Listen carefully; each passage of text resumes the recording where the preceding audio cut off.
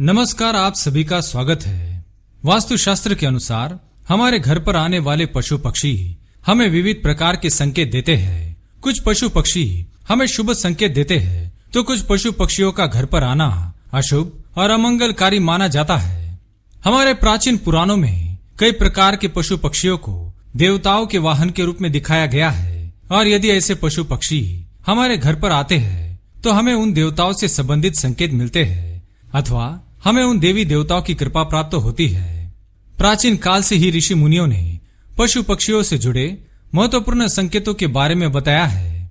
प्राचीन लोग ये मानते थे कि घर पर आने वाले पशु पक्षी हमें भविष्य में होने वाली कई प्रकार की घटनाओं के बारे में पहले ही सूचित कर देते हैं, क्योंकि पशु पक्षी वातावरण में उपस्थित सभी प्रकार के ऊर्जाओं के सूक्ष्म किरणों को महसूस करते हैं, जो मनुष्य महसूस नहीं कर पाते हैं।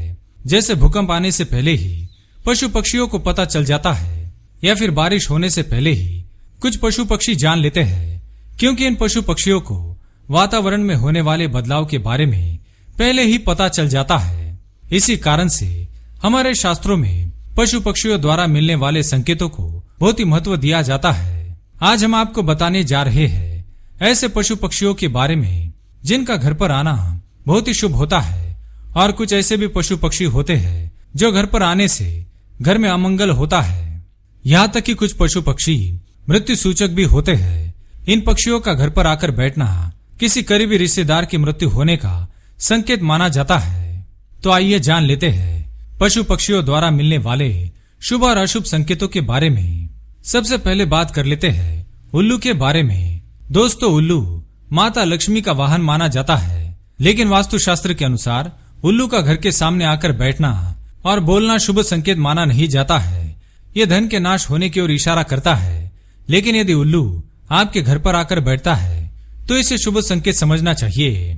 उल्लू का घर पर आना माँ लक्ष्मी के आगमन का संकेत देता है। लेकिन यदि आप किसी महत्वपूर्ण कार्य के लिए घर से बाहर निकलते हैं और कोई उल्लू आपके सामने से पीछे चला जाता है तो इसे अशुभ संकेत समझना चाहिए।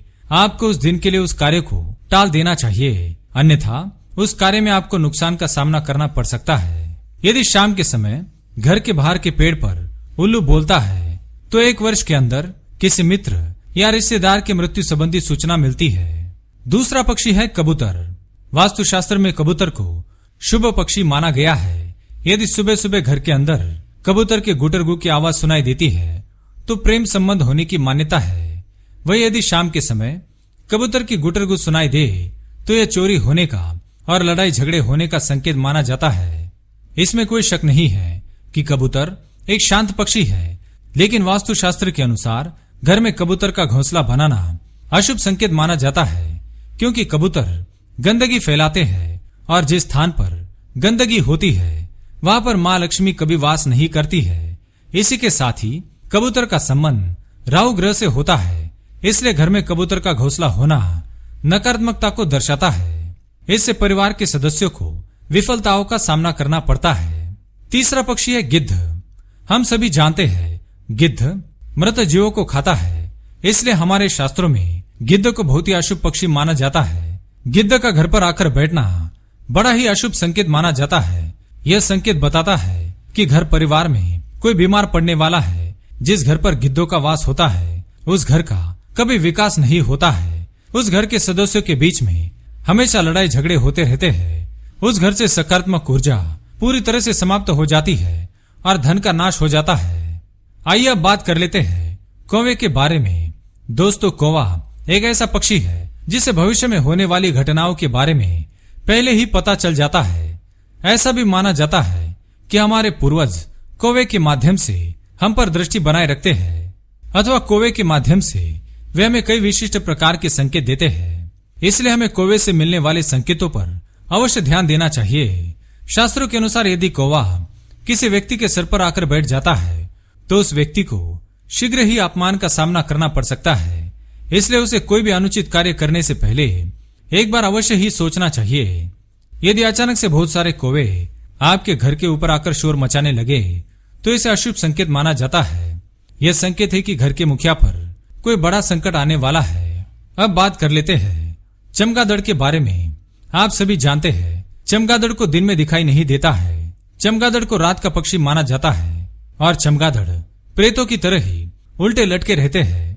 इसलिए धार्मिक मान्यताओं के अनुसार चमगादड़ का घर पर आना अशुभ संकेत माना जाता है। घर में चमगादड़ों का आना या घर के निकट मंडराना मृत्यु सूचक है।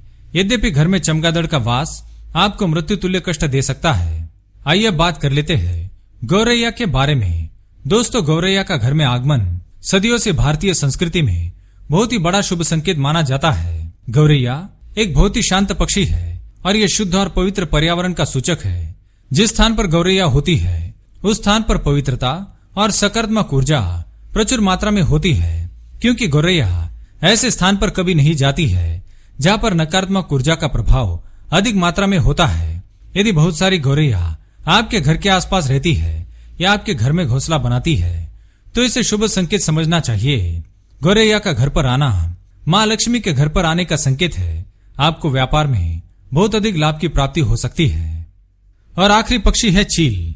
आपको बता दे कि चील का संबंध मृत परिजनों से होता है, परंतु इस पक्षी को आपको गलत नहीं समझना चाहिए। यदि आपको रोज चील के दर्शन होते हैं या चील आपके घर के ऊपर मंडराती है तो आपके पूर्वज आपको यह संकेत दे रहे हैं कि आप जो भी फैसला करने जा रहे हैं वे आपके साथ है।